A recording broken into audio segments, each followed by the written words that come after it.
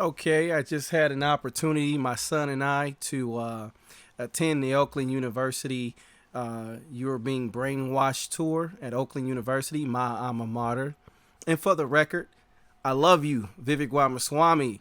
I love our national committee woman, Hema. I think we have great momentum. I believe we have great synergy here in Michigan right now with the most historic election in our lifetime coming up in just a little over what a week, 2 weeks. We're out right now. Um, so let's start there. I was there with my son Joseph, also who has a field trip at Oakland University coming up soon.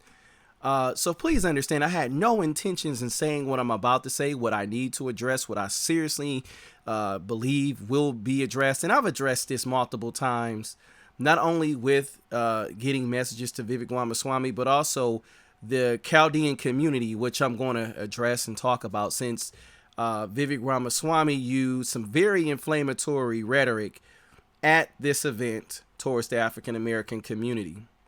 We're going to talk about this because I don't believe it's fair to compare races and ethnicities without using the full truths. All right, now you got a book out talking about truths. And sir, you did not. You skipped over a good opportunity to inform that crowd there, those young minds, those young college students. Again, I went to grad school at Oakland University for public administration, nonprofit management. And understand, I had an original question. In my original question, I set in line. You canceled the line.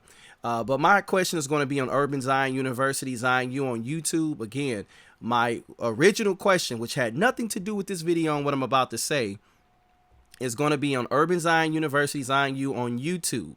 So please look into it. If you can look into it, please do.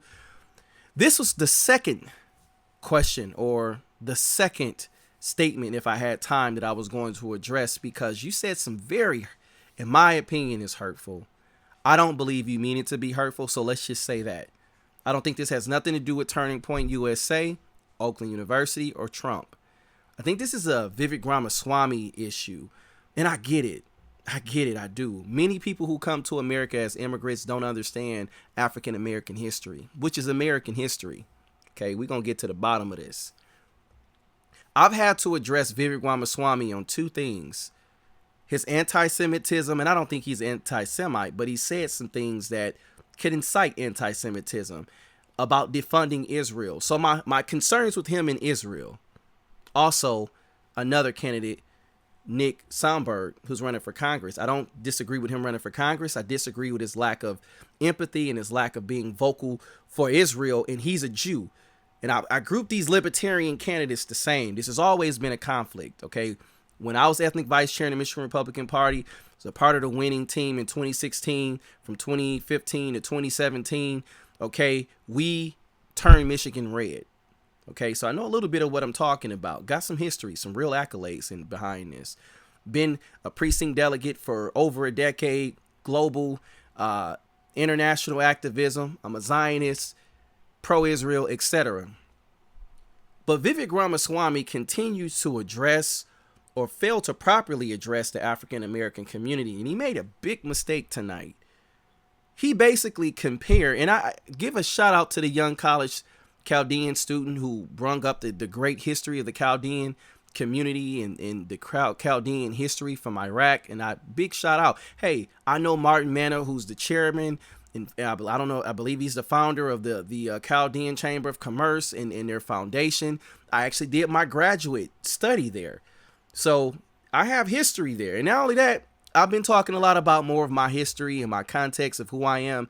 I have a lot of street history with Chaldeans too. So please understand that I'm looking at this from a cultural standpoint, and I know what I'm talking about. Vivek Ramaswamy got on stage. A young lady was bringing up the Chaldean history, and he said, you know what? I'm going to take this as an opportunity to prove or point out that, hey, the Chaldean community is a perfect example of how America is not systemically racist. Because, hey, look at the Chaldean community and how they've prospered and how, I think 40% of them are small business owners. Please understand, a lot of that small business ownership has a lot to do with some other things and we don't got to talk about that. But I will. Any Chaldean activists want to call me out, or we want to talk or debate this, I know them all. Please contact me. You know how to contact me. I can name names. I don't think it's necessary, but please understand, I know what's really going on. Okay. And a lot of people bring a lot of culture and a lot of things from where they come from. And it's a merchant culture in the Middle East. So I don't doubt that. But unfortunately, the African American history in America is not so basic. It's not so easily understood, because many people fail to understand 400 years of slavery and what that could do to an entrepreneurial spirit when you're getting exploited for labor and you're not getting paid for it. Number two, Jim Crow, which lasted after slavery. Convict leasing after slavery. We didn't get the 40 acres and a mule and things that would have integrated us economically and entrepreneurially with a capitalist mindset and capitalist future and generational wealth from 40 acres and a mule and all the other promises that was supposed to be given to African Americans, okay, through different clauses, through different bills that was actually written up, whether they was passed or not. Abraham Lincoln wanted to commit, radical Republicans wanted to commit. They warned about the economic issues and how we would be discriminated against if we did not have an economic future and livelihood. If it was based on the Southern Dixiecrats, who we basically defeated in the Civil War, yeah, they aimed and vowed to basically destroy us in any way that they could. And we all know the famous person who came out and said, I'm going to have African Americans voting Democrat for the next 400 years. We also know racist Klansman who was in operation over 105 years. Talking about over 100 plus 105, 120 years, the Ku Klux Klan was in operation in government, in police departments, in every way of American life, in community, to torture, to bring terrorism, and to terrorize African Americans. I'm not going to let Vivek Ramaswamy come into Metro Detroit in my backyard at Oakland University and say that type of stuff as if Chaldeans is somehow better than African Americans or doing something different that we ain't already did. Black Wall Street, good example.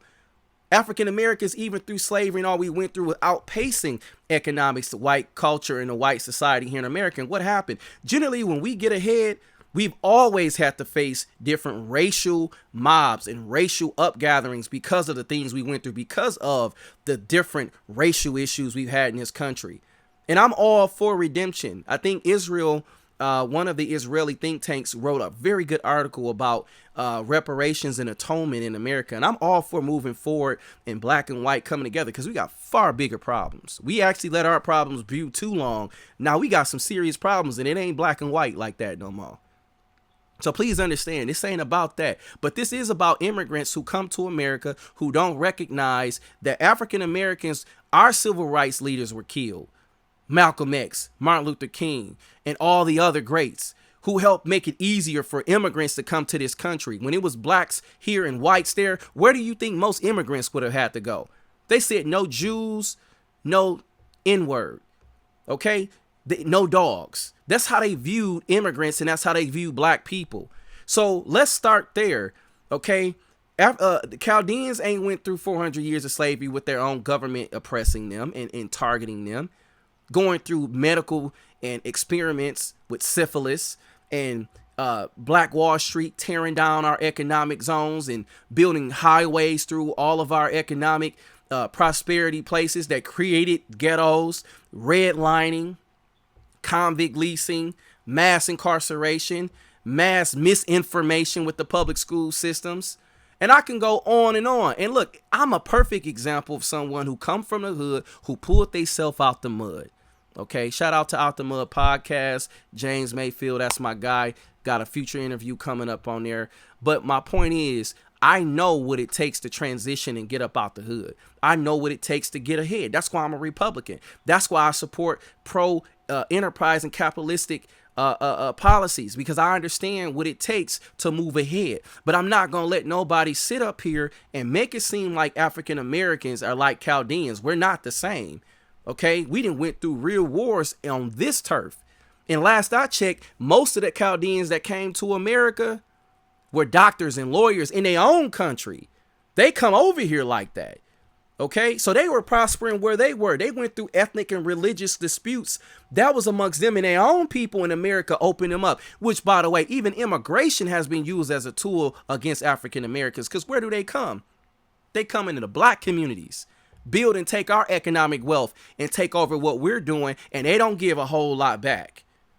How many of these pawn store owners stay in the suburbs, got they shops in Hamtramck in the hood, but guess what? They've been taking money off of us for the longest. So I'm not going to let nobody come and cap and say this type of stuff about black people and African Americans. I'm an educated black man. I know what I'm talking about. But it's sad that you have people like him who try to basically say that we didn't face racial and institutional racism. Well, what do you think financial discrimination is all about? What do you think creating policies and tools historically that stopped us from even getting the GI bills to get housing? What do you think that was? What do you think redlining did to Chicago, bro? Right now, I'm talking right now, redlining has Chicago completely separated from everywhere else on the South Side. And I can say the same thing about downtown Detroit, even though in many cases in Detroit, they actually do a really good, they're a very good place that has admitted the past. They came out with a reparations committee. They're doing a lot of good stuff. So I don't even like nobody like Trump talking about Detroit. Detroit is a different city. They're the best in social and entrepreneurial, social entrepreneurialism. They're the best in it. Okay, they know how to rebuild. They know how to do a lot of good. And it's a lot of bad still in Detroit. So I'm not saying everything is all good in Detroit. Okay, when you got mothers being raped and attacked and children being murdered and you got all this nonsense, come on, man, we got to deal with that. But I'm saying overall, there ain't too many cities that can beat Detroit when it comes to revitalization for all people and being equitable. I'm just being 100% real with you. And now they can do better. We got to do better. I think Kwame Kilpatrick, my guy, just pointed out there was a construction company downtown in Detroit, 99% black community. None of them was African American in Detroit. That's a problem. And I think Art Woodson pointed the same thing out in Flint, my hometown. So let's talk about this because I do not like Vivek Ramaswamy stepping up on the stage in a college room talking about there's 40% of Chaldeans. They're a perfect example of how America is not systemically racist against black people. Well, guess what, Vivek Ramaswamy? They don't have the same history as us. You know, I took statistical methods, and one thing I learned that was clear in statistical methods is that you can almost get any type of data to pretty much say what you want it to say, as long as you don't include or you include certain information or exclude certain information. You can get pretty much any type of statistics you want to prove or to skew certain things, because every single thing is all about data. What is it about America that wants to exclude the African American experience of slavery, Jim Crowism, mass incarceration, the different experiments medically that people caused and they did to us historically? Why don't they want to talk about how people committed to holding black people back, the Klansmen, and what they were committed to for 100+ years? How black people wasn't even able to go to democratic conventions, political conventions, up until the 1960s. That's still American culture. It's America. So I had to get this off of my chest. And I had to really, really, really put this down. Like, that's not fair for you to compare races and ethnicities. And whoever from the Chaldean community got a problem with black people, look, man, you need to show some appreciation and some thanksgiving for black folks in this country. I know they didn't try to make y'all think like we're lazy and this and the hood, this and that, when at the end of the day, we fought and paid for the experiences many immigrants have here. They come and build in our communities. They come build in our economic zones. They come use us as clientele. So at the end of the day, the least that they can do is show an understanding and try to be empathetic towards our struggle. Because if it was anti-Semitism and anti-Semitic and Jews in that room, you wouldn't have said those statements like that. So people always like to pick and choose who they feel they can step on. But that's not fair, Vivek Ramaswamy. And this is a great event. Everything was good until you said what you said. That Chaldean young student, college student, didn't say anything wrong. She didn't do anything wrong. It was Vivek Ramaswamy who took it upon himself to say, well, the Chaldean community is 40% entrepreneurs, and they're a perfect example of how we don't have systemic racism. Come on, bro. You're not going to minimize and marginalize our experience. You're just not going to do it. We went through real things here. I faced it. Others have faced it. Tim Scott has even came out and said he faced it. And I'm going to even say this. There's other people who should have ran for president with you on stage. Larry Elder from California. He was more than qualified intellectually to be up there. But again, you face certain things politically. Black man got set out. So at the end of the day, this is my main issue with Vivek Ramaswamy. It's not limited government. It's not beating the Democrats. It's not any of that. It's the fact that he likes to say things about black people in the African American community that is not true. And he's not properly educated. And I challenge you, my brother. I challenge you, Vivek Ramaswamy, to sit down and try to take yourself through some real African American culture and through some African American literature, and have some people that you may know and trust that can help you. And I'm going to use critical race theory for an example. I was actually asked about, and pretty much individuals wanted me to advise some situations concerning critical race theory. And I said, number one, you can't block it. Don't try to block it. Why would you try to block critical race theory when these people are trying to tell certain aspects of certain things? And I'm not talking about Marxism, and it's because there's no centralized curriculum for critical race theory. Okay. Now, I will say this. Florida, get them a big shout out, because Florida came up with scholars that were well known, well educated, with telling the truth about our experience. And I commend them, not saying it's perfect, for coming out with a non-biased type of committee to produce this African American literature, instead of running from it, banning it, outlawing it, because that make us look more and more like racism. You don't outlaw and outban anti-Semitism in their literature and Jewish literature. No, there's actually laws that are passed to make sure that's included in school systems. Shout out to the UAE, because they did the same thing. They included it, took out anything that was anti-Semitic. Man, that's brotherly love. I appreciate that. So nobody's going to discriminate and going to marginalize our experiences, period. Not Vivek Ramaswamy, not the libertarian movement, not anybody else. African Americans have had a very unique experience here in America, and it's not all the same, okay?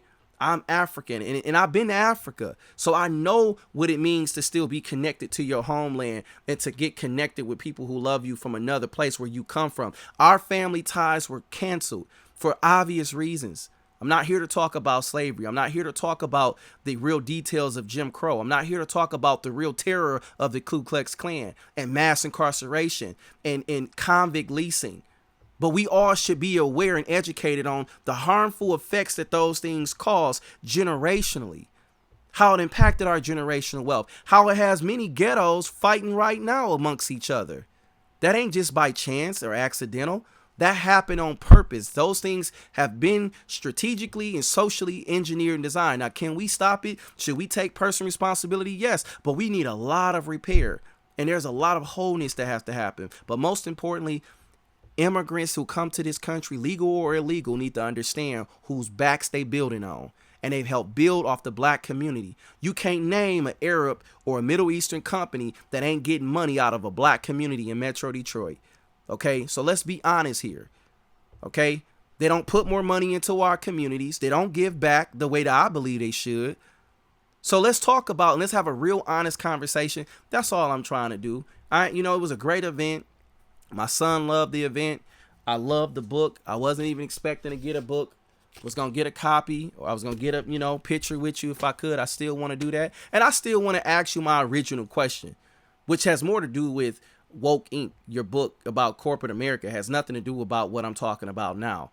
But if, again, Urban Zion University, Zion U, I'm going to put that question up. I'm going to put all this information up. So please understand, there's a level of sensitivities you got to have if you're going to talk about African Americans and black people, and comparing us to Chaldeans is not the same.